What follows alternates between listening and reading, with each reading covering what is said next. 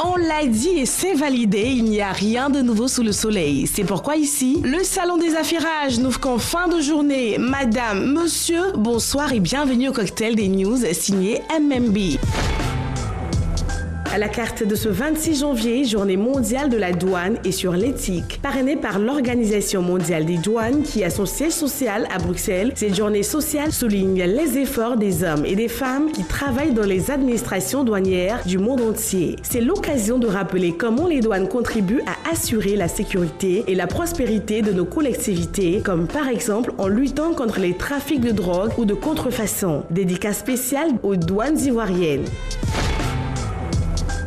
Côte d'Ivoire, Olivia Yassé, les chiffres annonciateurs. La reine de la beauté ivoirienne, Olivia Yassé, sacrée Miss Côte d'Ivoire 2021, est en tête du classement des votes des internautes, a annoncé le vendredi dernier le comité d'organisation de Miss Monde 2021 qui a publié le top 5 du classement. Annonce de Miss World 2021, top 40. Voici les 15 gagnants de la voie rapide et 25 autres pays seront annoncés aujourd'hui, lit-on sur la page Facebook officielle de Miss World. À en croire ce dernier classement, sur les 103 candidates à Miss World 2022, Olivia Yassé est à la tête du top 5 des sondages, suivie de Carolina Vidales, Miss Mexique 2e, Burch Eugene Anou, Miss Mongolie 3e, Manaza Varanasi, Miss Inde 4e et Rema Moutamia, Miss Angleterre qui boucle la boucle du top 5. Affaire à suivre donc et restons concentrés.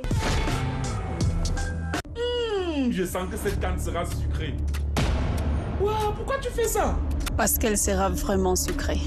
Cameroun, la CAN, pur sucre pour les influenceurs. Passé les phases de poule de la Coupe d'Afrique des Nations, CAN, on en sait un peu plus sur les influenceurs retenus par le gouvernement pour vendre l'image de la CAN qui se joue au Cameroun depuis le 9 janvier. De sources bien introduites, il revient que les influenceurs camerounais, ou du moins ceux reconnus comme tels, ont bénéficié d'une enveloppe allant de 3 à 5 millions de francs CFA en fonction du nombre d'abonnés qu'ils ont dans les réseaux sociaux. Quand on vous dit que la CAN est sucrée là,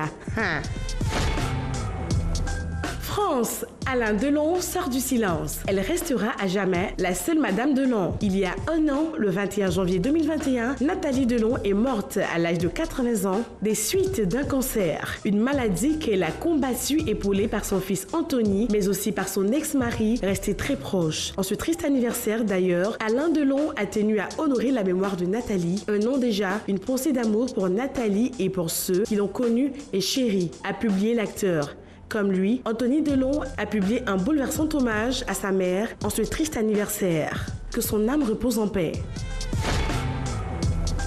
Incroyable mais vrai. Un seul passager à bord du vol Londres-Floride. Kay Forsyth s'est retrouvé seul passager à bord du vol Londres-Floride le mardi dernier. Le jeune étudiant a posté plusieurs vidéos de ce vol presque à vide sur son compte TikTok. Selon lui, cette expérience était certes étrange mais particulièrement confortable. Le seul passager à bord était aussi libre de profiter de nourriture et de collations à volonté. De fait, certaines compagnies aériennes sont souvent obligées de faire voler leur avion à vide ou avec seulement un ou une poignée de passagers pour pouvoir réaliser leur quota de créneaux de décollage et d'atterrissage. Car, en cas de non-respect du quota, le nombre de leurs créneaux pourrait être réduit.